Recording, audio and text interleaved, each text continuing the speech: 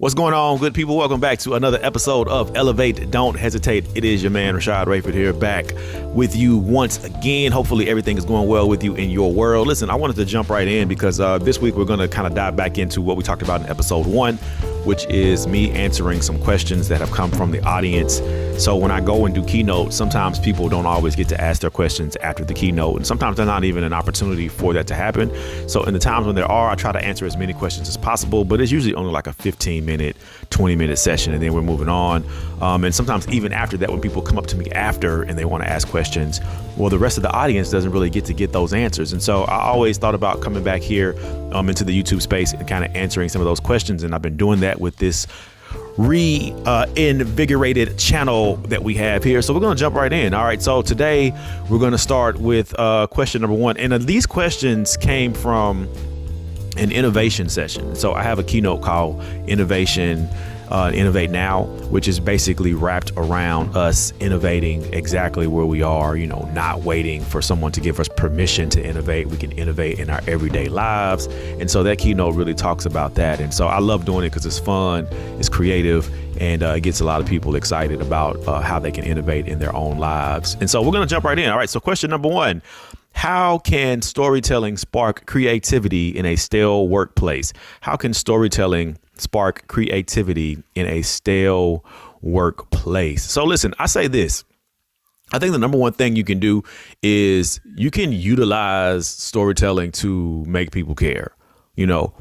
When people care about something, how they react to it is totally different than when they don't care about it. I always think about say if someone's watching a YouTube video, and maybe even before they watch that YouTube video, maybe they don't really care about their lawn. Maybe their lawn is raggedy. OK, maybe they don't cut their grass that much. Maybe there's bushes and trees that need to be trimmed back. Maybe the mulch bed is just a bed because there's nothing in it. Maybe they just don't care that much about their yard. OK, but then one day they watch a YouTube video. And in this video, there's an amazing story that's told about lawn transformation and this guy or this woman and how they transform their lawn. And now the person who watched the video is like, oh, my gosh, I have been inspired. I want to now go and figure out how I can turn what I have into something powerful, into something special. Well, what happened? There was a story that was told. There was something that happened in that YouTube video that made them what? Care. So if we're talking about how can storytelling spark creativity in a still workplace, we can use storytelling, because once people care about a thing, now the creativity flows. Now the guy with the YouTube channel, now what is he doing? Oh, he's all over the internet now. He's scouring Lowe's and Home Depot and trying to figure out ways in which he can get different types of mulch and what type of lawnmowers he can go buy and how can he get creative with how he does his bushes in the front. And so all of these things happen because you started to care. So if you want creativity to flow in your workplace, you really got to use storytelling to make people care. Once they care, then you can do whatever you want to do because their creativity is going to start to flow in a really cool way. All right. So number two, what are the top ways to overcome resistance to new ideas in a corporate setting? What are the top ways to overcome resistance to new ideas in a corporate setting? That's a great question. I think the best thing you can do is, I would say probably just normalize taking risk.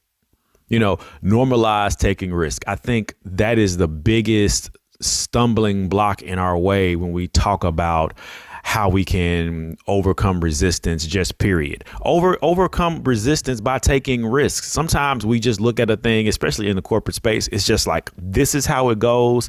This is how we do it. This is how it's always been done. And so anything that deviates from that gives us heart palpitations, makes our blood pressure rise, and we're afraid. But the beautiful thing about it is we can normalize taking risks that maybe aren't that big, but also we can normalize taking risk and then look at the outcomes. So if Jeff, for instance, is working in telecommunications or customer service and he tries one thing with the customer and it works, celebrate that. That's a small win, but it works. And that's a powerful thing. And we want to celebrate Jeff for doing that. Now, listen, if Jeff does the same thing and maybe it doesn't work, maybe the customer gives feedback and they're just like, I didn't like it because of X, Y, Z. OK, guess what? It's not a failure. It's a lesson. We can learn from it. And when we start to normalize the behavior of these many wins, these many victories, these many lessons that we are learning along the way, it helps to normalize our ability to take risk, and it helps us to overcome the resistance from new ideas, because we're just throwing new ideas out all the time. We're figuring out ways to make things work all the time. And when we do that, it can definitely change the game for our office and for the culture that we have in our office. All right, number 3, final question. Can storytelling really make data presentations more engaging? Ooh. The answer to that is yes. Listen, people. Listen. You must use stories when you are navigating data, okay? Because the majority of people are not going to remember a thing that you said. And it's nothing against you. I don't care about how charismatic you are. I don't care about your personality. I don't care about any of that. We're not going to remember the data alone. But if you couple the data with story, it changes how we see a thing. So yes, can storytelling really make data presentations more engaging? The answer is 100% yes. Okay. Now imagine this. You have a person who is a top earner at your company. They do amazing work. They come to work on time. They do everything that they're supposed to do. And then they leave. Why? Because every day they walk in and they clock in and they sit at their desk in their cubicle and they pick up their headset and they put it on and they begin their journey to help make your company money, to make your company success and earn a living for themselves. They're dealing with a lot of microaggressions behind them. They're dealing with a lot of things that make them feel uncomfortable in the workplace.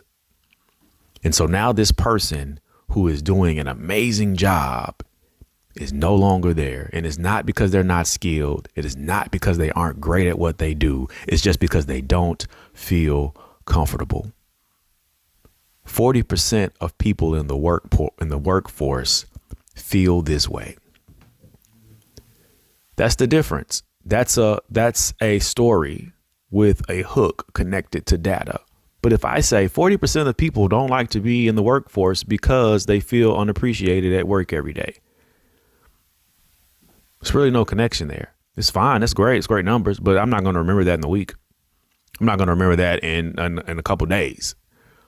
But I will remember the visual of the person who's pulling into the office and they're sitting behind their cubicle and they feel this sensation on their back, right? This figurative sensation of this weight that is on them because they can't show up to work in an authentic way, which the data shows 40% of people. You know what I mean? So there's a difference there. So yes, use storytelling to create emotional hooks, and it makes the data unforgettable. So yes, storytelling does make presentations more engaging, period. And so when you can walk in and feel that as a person who's coming into the office, it changes how you feel and it changes what you do. So listen, these are 3 ways in which we can continue to grow.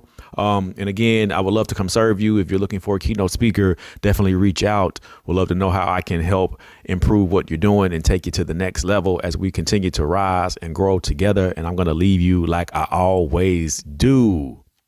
Peace. Dearly beloved, we are their well-being.